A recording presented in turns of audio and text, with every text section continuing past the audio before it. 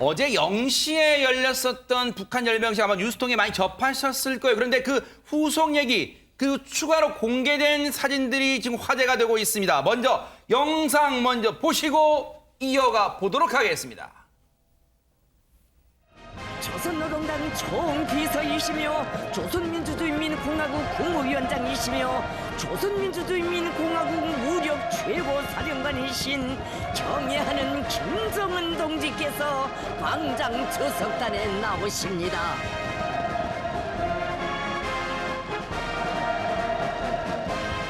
경애하는 김정은 동지께와 당과 정부 군부의 간부들에게 모범적인 소년단원들이 향기 그윽한 꽃다발을 드렸습니다.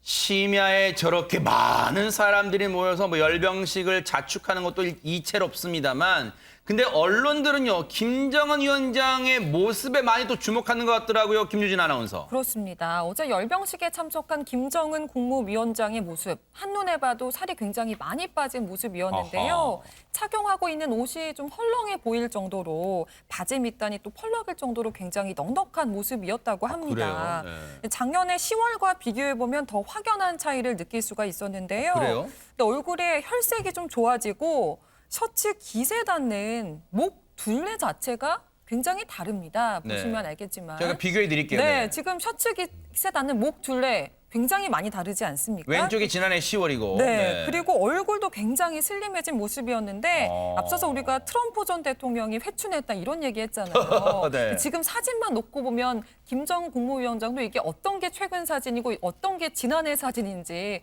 모를 것 같다라는 생각이 듭니다. 야, 진짜 갸름해졌어요. 지난해보다도 근 1년 사이에 확실히 얼굴선이 갸름해지고 턱선도 조금은 더 이 도드라지게 드러났습니다. 그런데 백성문 변호사님, 네.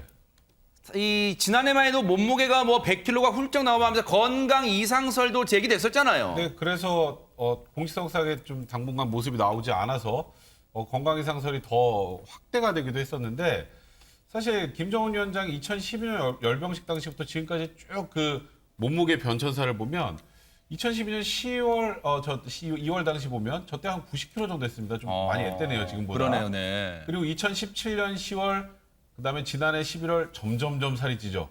지난해 11월에 몸무게가 140kg 정도가 나갔는데, 야. 김정은 위원장 키가 170 정도밖에 되지 않습니다. 그래요? 그러니까 저 정도라면 누가 봐도 건강 이상이 있을 거로 충분히 예상할 수 있죠. 네. 아마도 건강 이상 문제 때문에 올해 굉장히 살을 많이 빼고 이번 열병식에 나온 게 아닌가, 네. 이런 추측들이 나오고 있습니다. 김정은 위원장의 체중이 조금 감량됐다는 것은 얼굴 뭐 선, 턱선 그게 갸름해졌다는 거 말고도 또 다른 걸로도 또 감지할 수 있다면서요, 허주연 변호사님. 맞습니다. 바로 시계줄 이 착용이 조금 달라지고 있는 모습이 포착이 됐는데, 그래요? 우리가 왜 다이어트 인증샷 이런 거 올릴 때 벨트를 점점 안쪽으로 조여서 아. 착용하는 그런 모습으로 좀 인증샷 올리고 하잖아요. 맞아요. 그것처럼 네. 김정은 위원장이 착용하는 시계줄을 점점 버클을 안쪽으로, 지금 화면에 나오시는 것처럼 지난해 11월에는 여분이 저렇게 조금밖에 남아있지 않았었는데 3월, 6월 이렇게 갈수록 점점 버클을 안쪽으로 조여서 착용을 하니까 이 여분 시계줄이 굉장히 많이 남는 그런 모습이 포착되기도 했습니다. 그러네요. 아, 저 시계줄, 그냥 허투루 봤는데 저 시계줄 조인 것만 봐도 체중이 좀 줄었구나 하는 걸 또 감지할 수 있을 것 같아요. 그런데 어제 열병식 사진에서 이 주석단에 등장한 김정은 위원장 양 옆으로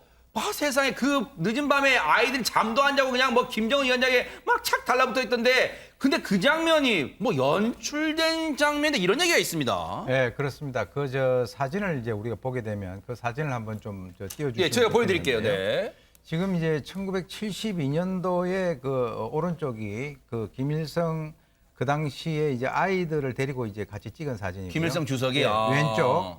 그런데 지금 이제 이 자기 할아버지를 그대로 흉내를 낸 것 같아요. 그런데 이것이 공통점이 뭐냐면 뭘까요? 왼쪽 상단으로 시선 방향이 고정이 돼 있고 네. 웃음을 띠면서 이빨을 가볍게 드러내고 치아를 등치도 내. 상당히 유사하죠. 진짜 등치가. 그러네요. 근데 차이점은 뭐냐면 네. 아이들 숫자가 좀 차이가 있고 네. 그리고 아이들의 표정이 오른쪽보다 왼쪽이 조금 약간 어두워요. 어둡고 지금 이제 인민복 그리고 양복 안경을 썼다 안 썼다 스카프를 맸다 안 맸다 이런 이제 차이점들이 있는데 그것은 이 제가 볼 때는 저러한 여러 가지 어떤 그 연출 이것은 네. 철저하게 기획이 돼 있다. 마치 50년 전에 되자비를 보는 것 같은데 그것은 우리가 이미 저러한 여러 가지 어떤 근거를 가지고 비교 분석이 가능하기 때문에 그렇습니다. 네.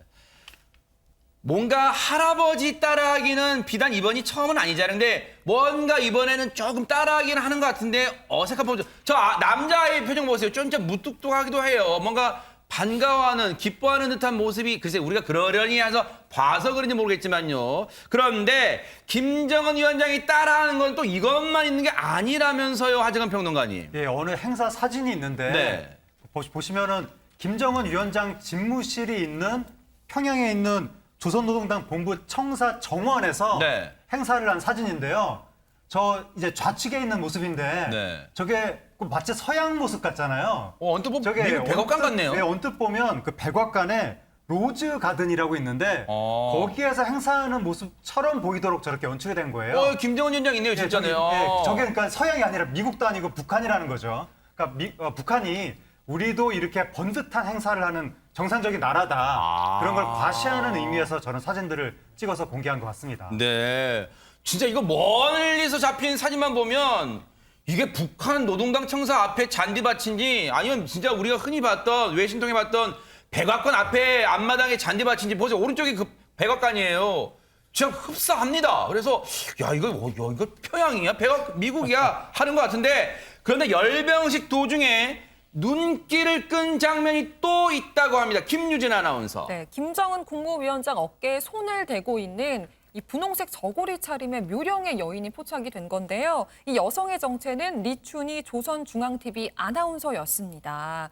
이 리춘희 아나운서는 이 열병식 도중에 귓속말을 하는 김 위원장에게 굉장히 친근한 모습을 보이기도 했거든요. 네. 뿐만이 아니라 기념사진 하나가 공개가 됐는데 네. 그 사진을 보면 김정은 위원장 양 옆에 리춘희 아나운서와 가수 김옥주, 이 최근 예술인 최고 영예라고 하는 인민배우 칭호를 받은 김옥주가 나란히 서 있는 모습도 볼 수가 있었는데요. 이두 사람의 역할과 위상을 북한 당국이 공식적으로 높게 평가하고 있음을 확인할 수 있는 대목이었습니다. 야, 저 리춘희 아나운서는 정말 수십 년 전부터 봤던 것 같은데 지금도 건재합니다. 그런데 저 리춘희 아나운서 입지가 그야말로 북한에서는 어마어마하다면서요, 오윤성 교수님? 네, 정년이 없는 것 같습니다 보니까. 정년이 없어요. 네. 북한 당국이 이제 그 중대한 그 발표를 할 때마다 이 리춘희 아나운서가 이제 독점을 하고 있는데요. 실제 2017년에 영국의 가디언지에서는 저 여성을 핑크레이디라고 이제 명명을 하면서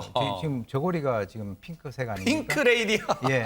그런데 이 핑크레이디가 뜨면 늘 나쁜 소식이 온다. 이렇게 아하. 얘기를 했습니다. 네. 그래서 실제로 2018년 12월 4일에 잠정적으로 이제 그 은퇴를 했지만 네. 실제로 이 열병식을 비롯해서 중요한 행사가 있을 때마다 이 사람이 나와서 소식을 담당을 하고 있는데요. 네. 올해 1월 1일에 김정은의 신년사를 대독했습니다. 그리고 이 북한 당국은 이 리춘희에게 인민방송원 호칭과 노력 영웅 메달을 주고 북한 최고의 아나운서 대접을 하고 있는데 아까 네. 보시면은 뭐 네. 옆에서 자연스럽게 얘기하고 있지 그렇죠. 않습니까? 그래서 보통 저 사람이 얘기하는 것을 들어보면은 듣는 사람을 다그치는 듯한 그런 목소리 아마 잘 아실 겁니다. 그리고 단호한 표정이 특징인데 네. 단 김정은 관련 보도를 할 때만은 정중하고 차분하게 보도를 해서 이 김정일 같은 경우가 생전에 가장 아끼던 아나운서로 알려져 있습니다. 네. 뭐 이번 열병식 특징 여러 가지 있겠습니다만은 이 최신 전략 무기가 등장하지 않았고 대남, 대미 이런 메시지도 없었는데 이유가 있을까요? 한번 들어보시고 이어가 보도록 하겠습니다. 북한이 지금 코로나19로 인해서 상당히 좀 위축되어 있는 상황입니다. 국경을 개설해서 중국으로부터 밀가루라든가 설탕 등이 제대로 들어가지 못하고 있는 걸로 그렇게 알려지고 있습니다. 그래서 방역에 대한 성공을 대내외에 과시하고 어떤 주민들의 단결을 이끌어내기 위한 차원에서 동료 차원에서 열병식을 개최했다고 봅니다. 열병식을 심야에 진행함으로써 한국과 미국의 정찰 능력이 어느 정도 되는지 테스트 해보고 있다고 볼 수가 있습니다. 그리고 축포를 터뜨리면서 축제 분위기를 만들기 위해서도 분야를 선택했다고 보입니다.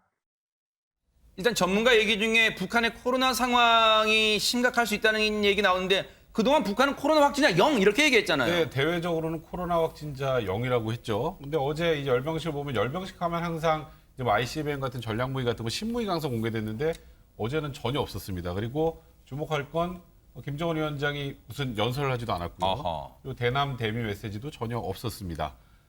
그럼 왜 했을까요? 지금 보시는 것처럼 어제는 소방차하고 트랙터 그렇죠. 그러니까 우리로 따지면 민방위 같은 거예요. 아. 그러니까 이제 민간에서 어떻게 지금 이렇게 진행이 되고 있는지 그리고 말 타고 지나가는 모습 이런 것들 보여줬단 말이죠. 네. 그리고 어제 보시는 것처럼 우리가 아는 열병식보다는 사람이 훨씬 적어요. 네. 그 이유는 지금 열병식 자체를 아예 안 하는 것보다 하나만 한 거 아니냐 이런 얘기를 많이 하는데 저걸 해서 지금 방독면 쓰고 지나가는 것도 보이죠.